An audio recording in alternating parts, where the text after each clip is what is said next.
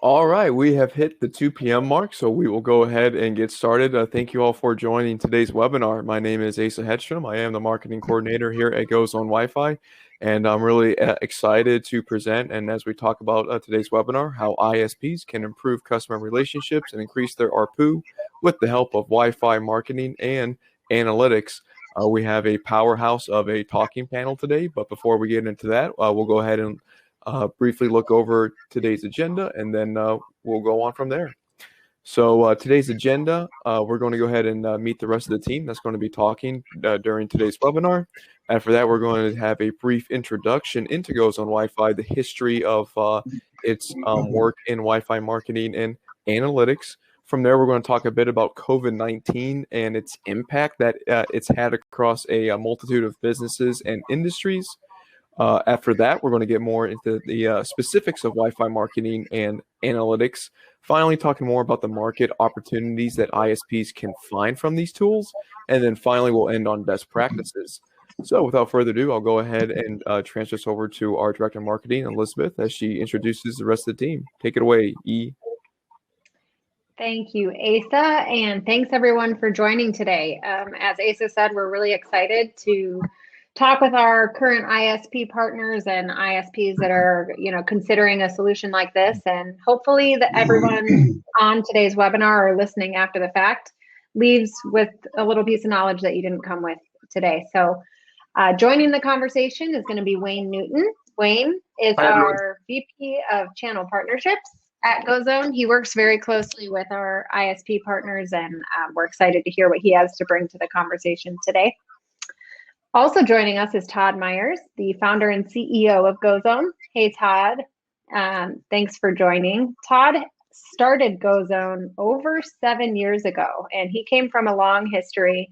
Sorry, I don't want to say how long, but he brings a lot of experience to the table from the Wi-Fi and internet service provider world. And Wayne and I bring a variety of marketing, advertising, and also technical networking background to the table. So a lot of different backgrounds here. I'm going to hand it over to Todd and let him tell you a little bit more about GoZone and give a company intro. Thanks, Elizabeth. That was a really nice way to call me old and you young. That was great. Really. Did you see how red my face turned? No, but that's okay. I'm glad it did. But nonetheless, hello, everybody. I appreciate you joining us today. And as Elizabeth said, I started GoZone about 7 years ago.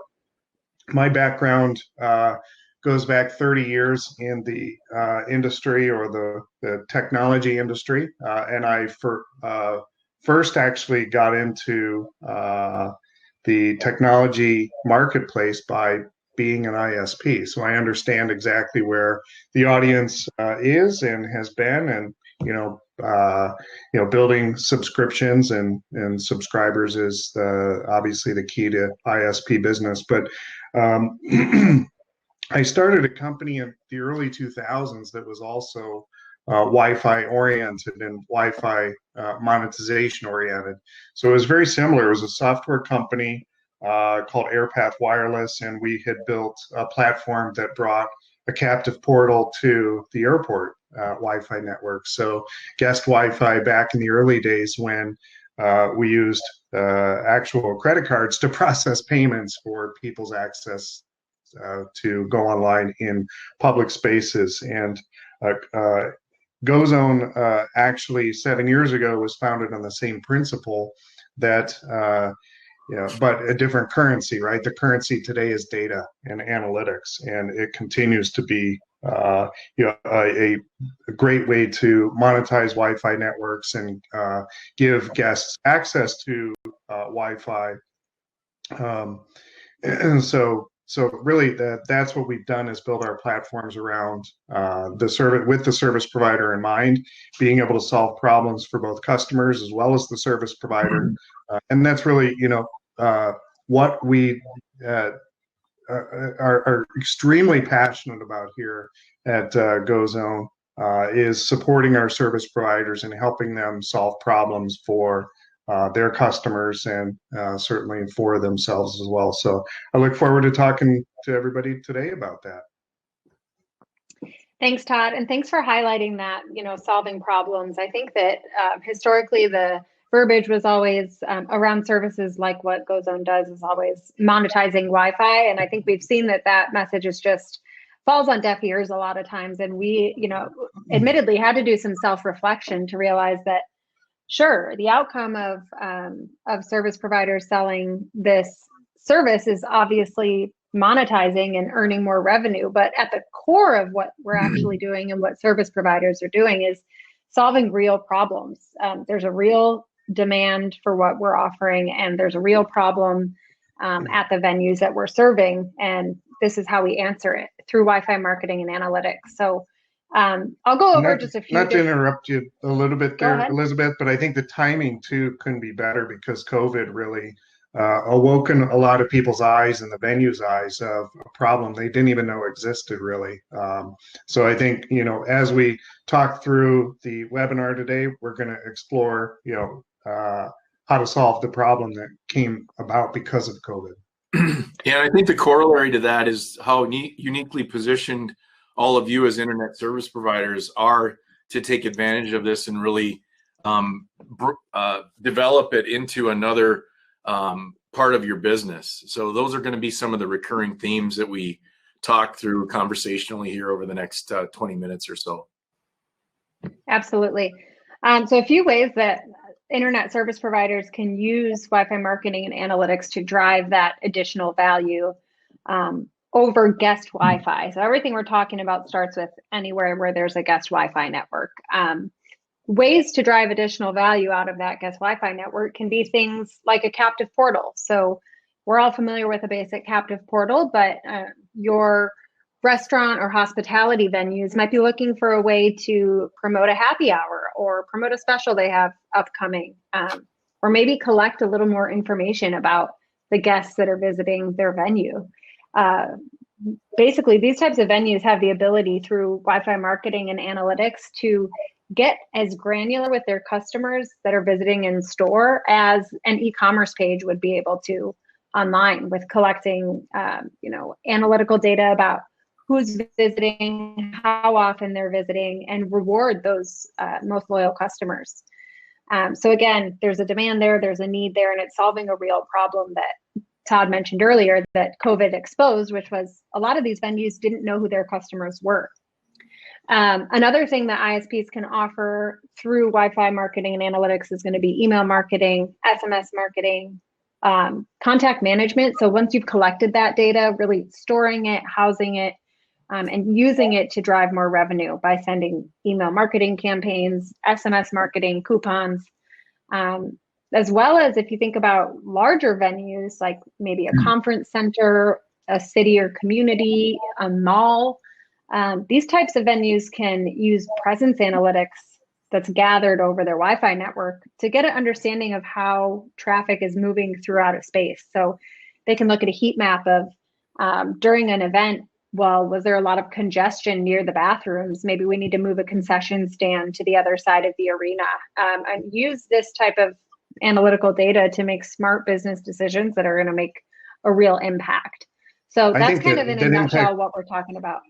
I think, if we put that toward COVID as well, it can be used just in real time to find out other hotspots or clusters of too many people in a particular area, and send social distancing ambassadors out to, kind of disperse the crowd, if you will. So we've seen some real life, use of that specifically around COVID and social distancing also. And I think we're going to continue to see that, as we, work through this pandemic.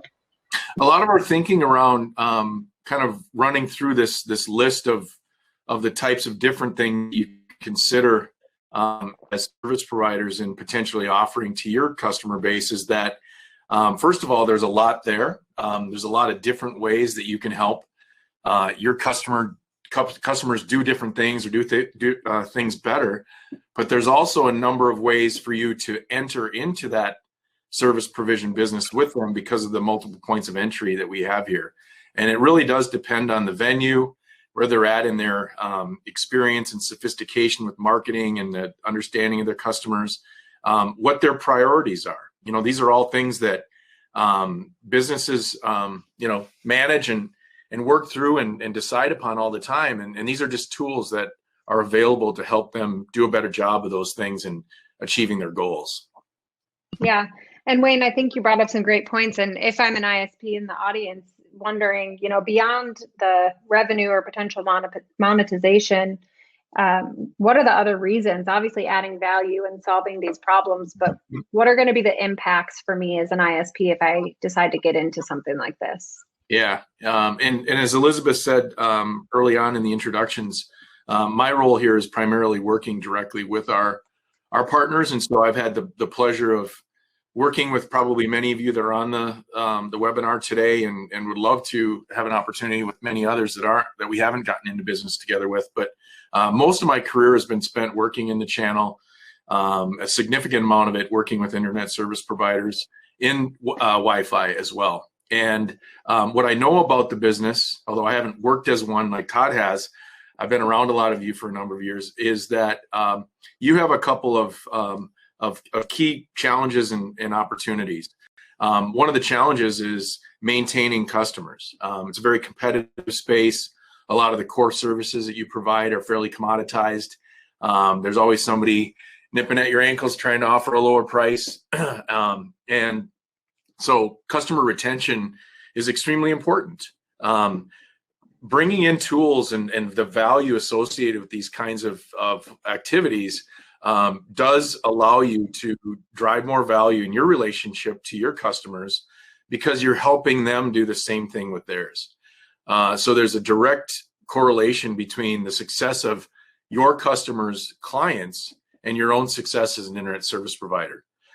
You've probably seen this as you've added services from the core ones that you started out doing as a business, from moving from data broadband to perhaps VoIP into television programming or security, or even other cloud-based services or managed Wi-Fi services.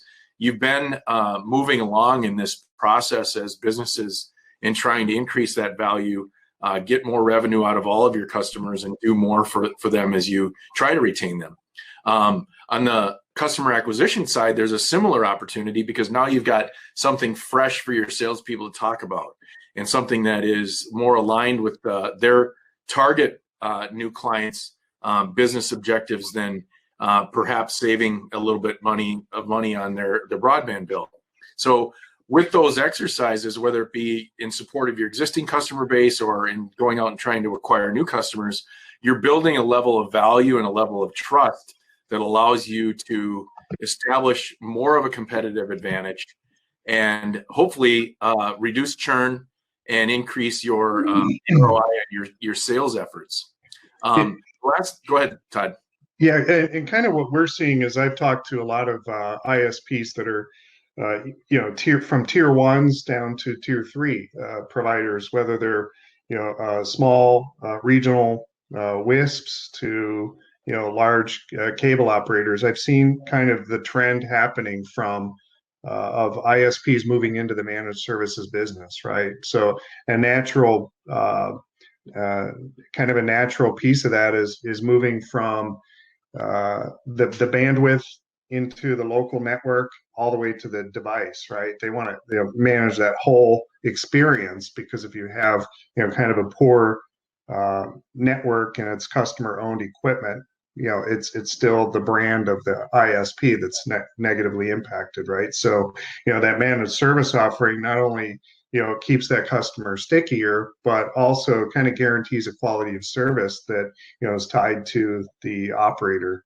itself. So this also is another opportunity, I think, for to solve some of the problems, and especially as it relates to how COVID impacted businesses. And I think we've all experienced a reduction in staff levels at offices, right?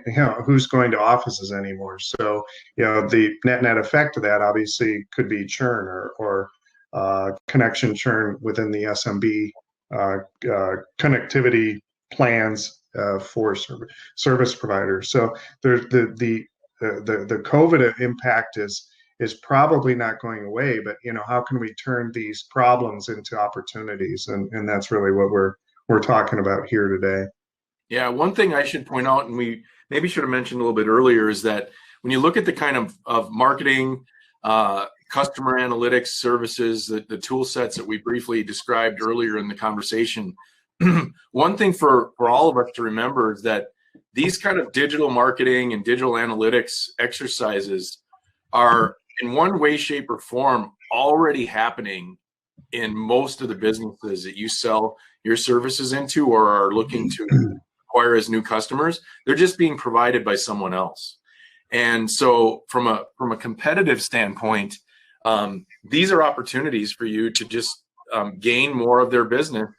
It isn't something that you necessarily have to introduce them to completely new. And in the case of COVID, what we found is that there are actually, along with a lot of challenges that we all have certainly lived through and are still dealing with, there have been opportunities that have surfaced around, we talked about some of the social distancing and physical tracking kinds of things earlier, but there's also never been a more pronounced need for businesses of all sizes to be able to know who their customers are, be able to understand some of their behaviors, whether they're positive or negative, and have ways to reach them impactfully with whatever kind of messaging they want to do.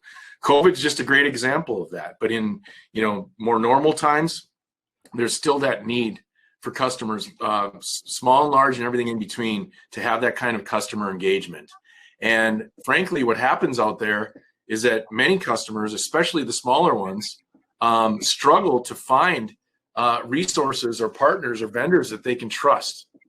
And one of the things that's always excited me about the ISP space is that you already have a relationship with those customers, and it's one of the most important ones financially for them, especially in the small business arena. You're one of their largest bills. You're a logical place for them to turn to for these sorts of things. And so that really opens up the opportunity for you. The market is there. They expect, these kinds of things from you. You've already probably provided them with enhanced services of, one or the other. And so it's a natural extension and next place for you to go. Yeah, I think and the opportunity to be more than just a utility, right? Because historically you're selling utility services. How can you right now, knowing the challenges and the impacts that are facing these businesses after COVID, how can you come to the table with something that is a little bit more integral to the heart of their business, right? And offer something that really deepens that relationship so that when your contract comes up for renewal and you are one of the biggest line items, you're one of their biggest bills, that they're not going to start shopping elsewhere just for a lower monthly rate, that they are, committed to you and they have built that relationship with you because you have offered services that, they're not getting from the guy next door. Well, we know we've seen problems with SMBs, right? As an example, restaurants, right? I remember back in June when everything was closing down and everything. We had direct restaurant customers that called us up saying, we don't know how to communicate with our guests. We need this system, but gee, I wish we would have had it, before, or these were prospects, now they have the tools in place. So, this is an opportunity, I think, for a service provider to pretty quickly add this into their product mix, whether it's, from a referral standpoint or, actually embedding it into a product subset. But it's an opportunity to say, hey, customer, here's a way for us to help you get a return on the investment and, make your business better than it was before COVID. And otherwise you're just, in the same game of the two functions of, or the two typical determining factors of an ISP service. What's the price and what's the speed, right? If we can, move beyond just those two items, we can really, expand that relationship, and prove value to our customers, not just in, connectivity, but in value-added services that brings return business to them. And as we move into the next slide and talk a little bit more about this opportunity, one thing I'd like to encourage the audience on is that there are opportunities that have come out of COVID and some of the challenges that COVID has had, but there's also been opportunities that have come out of new business that has resulted from COVID. And I'm thinking specifically of some examples that I've worked directly with current internet service provider partners on, who happen to serve vertical markets where people started to go to as they were able to. In other words, you know, outdoor recreational locations like campgrounds or parks is a good example. You know, great opportunity for both the internet service provider and the venue that they served to take advantage of what was actually an increase in volume in many cases, and capitalize on you know, the fact that people were going there and learning information about them and getting contact information so that remarketing could happen, and they could increase the probability that those people would come back this next season, or tell some friends, or book a bigger trip, or go to another location that's also under that network. Yeah, I think kind of to tie into that a little bit, Wayne, you know, I'm a perfect example of that. Now you know, I bought a camper during this time, you know, and I want to be able to work from my camper. So I'm looking for campgrounds that have not just electricity and water hookups, but also have really good Wi-Fi, better have really good internet access, because in a lot of these places I don't have LTE connectivity, or it's shoddy at best. So I want to make sure to have good Wi-Fi. You know, that's an opportunity for the operator, the service provider, to bring in additional broadband connectivity just to support the guest Wi-Fi, you know, component in these type locations. Yeah, one of the first conversations that I typically get into with a prospective partner is around the first bullet point we're showing on the slide here, which is how much of the current customer base actually is a target for these kind of services. And the fact is that most of your customers are. And so there, as we mentioned really early on with the various tools that are available to you as an operator, there are lots of different entry points, and the best place to start is with your current customer base. They are already doing business with you. You understand it fairly well, or someone in your organization does, and they're looking to you for that kind of consultative, you know, service provision. So there's a lot of opportunity there, and it's definitely the best place to start. As you start to have some success with that, you can quickly start to indoctrinate some of the learnings and the approaches that you've taken in some of the success stories more into your sales and new client acquisition side of your business, and kind of energize that with some of the new value prop that we talked about earlier as well.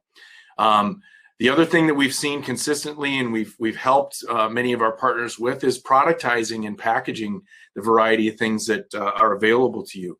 This is like a lot of things that you already do, in that there are some basics that virtually everyone needs, and there's some more premium or upgraded types of services that maybe not everyone is ready for or needs right away, but may buy over time. And so there's a natural productization of this that I think is very important, both for your customers to understand and for you to operationalize. And then the other thing I guess we just wanted to point out in terms of best practices is, and it kind of happens naturally when you start to get into selling these kinds of tool sets or services, is that you're going to move out of the conversations that you typically have with a purchasing person, or an IT person, or maybe somebody in operations who you would generally be working with, to a business owner or a marketing lead, or someone more on the business side of things, which puts you in a whole different position with that customer.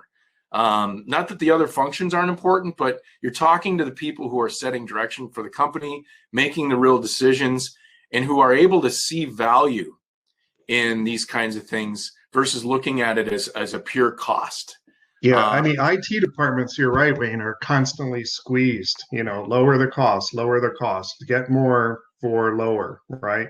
Marketing departments have a significantly higher budget amount, right? So the end customer in this case of, you know, just what you're talking about with Wi-Fi and data collection is the marketing team, right? So it could be opportunity for the marketing budget to help supplement the IT budget, and everybody's a winner in that case. Yeah, Yeah, and marketing. that kind of goes to the heart of what we were talking about earlier with just developing the deeper relationship, building trust. It's just furthering your relationship with your customers, which can only be a good thing, especially right now. And all of this applies, like we talked about earlier, whether your customer set is large or small or in between. Even if they don't have physical departments, there are people that are functioning as marketing, IT, and the like. So there's a applicability to this up and down the the business size, as well as a lot of different business types. One thing that is also consistent is, and you guys know this probably better than most, the customer service and the support element to these kind of services is as important as the features that are provided. People are looking for help, consultation, someone they can rely on. These are all things that you're clearly used to in the rest of your business provision. But we want to make, really reinforce that that's the case here. It isn't just a piece of software or something that's just purchased transactionally. It is a tool that is used, and in the process of learning about it, gaining experience, gaining confidence, seeing some value, there's a need for that service and support. And we put that to practice ourselves in the way that we work with our partners today. If you're wondering about, how to get into this and if there's a high barrier of entry or anything like that, some of the questions that you might have, the answer is actually no, because most of the things that we've talked about are very well built out. They're very mature, as Todd mentioned in his comments. We've been around for 7 years, which in the cloud space is an eternity, and it is cloud based. So there's very little investment that's needed on your part as an internet service provider in getting into this. And the affordability for your venues and the ROI are some of the best in the industry when you look at other digital marketing activities. So there's a lot of opportunity there. And that's some of the things that we bring to the table as well. And we've spent 7 years being right. A partner, but also building the tools that our partners need, right? From ROI calculators to, marketing materials to, really anything that the service provider needs. That's what we're here for. And we deal with venues from, small mom and pop coffee shops to large casinos to outdoor municipal Wi-Fi deployments. We've seen pretty much every type of deployment. And we're able to help consult on that. I know even with COVID as an example, I remember a medical office. They have multiple medical facilities essentially. What they did is they didn't want people to come inside, right? So you would pull into the parking lot. Wi-Fi actually worked out in their parking lot, connect to the Wi-Fi, and on the captive portal, they had instructions specifically laid out around COVID and, this is what our current policy is, et cetera. They had a couple survey questions on that captive portal, and that was valuable to them and something very quickly they could, light up and make changes to. So there's practical, application to this, even if it's not a restaurant or a bar or what you would traditionally think is guest Wi-Fi access. So right. Keep that in mind.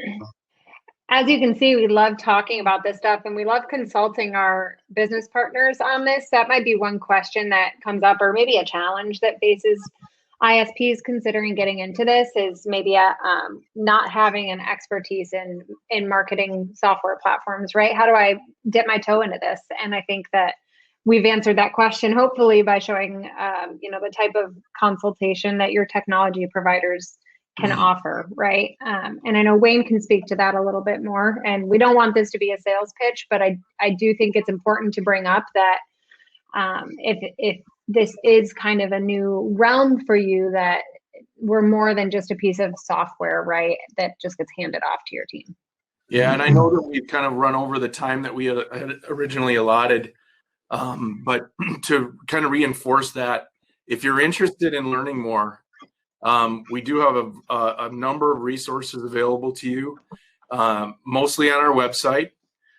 We also have a very large library of content and collateral available to you as partners if you become a partner of ours. And we're happy to talk. The most important step is the first one, and we are very consultative in our approach. We also are very real about expectations around these sorts of things, and don't pester you as you're trying to make important decisions like this. But we're certainly here to help. If you haven't done business with us before, we welcome the opportunity to talk to you about it. But if you just want to learn a little bit more, we're happy to do that as well, as you've seen from the approach that we've taken to this webinar. Absolutely. Well said, Wayne, as always. It's been really fun chatting with you guys, and thanks everybody else for joining. We hope that you learned something today. Thanks again. Thanks, everybody. Thanks. Bye now. Bye.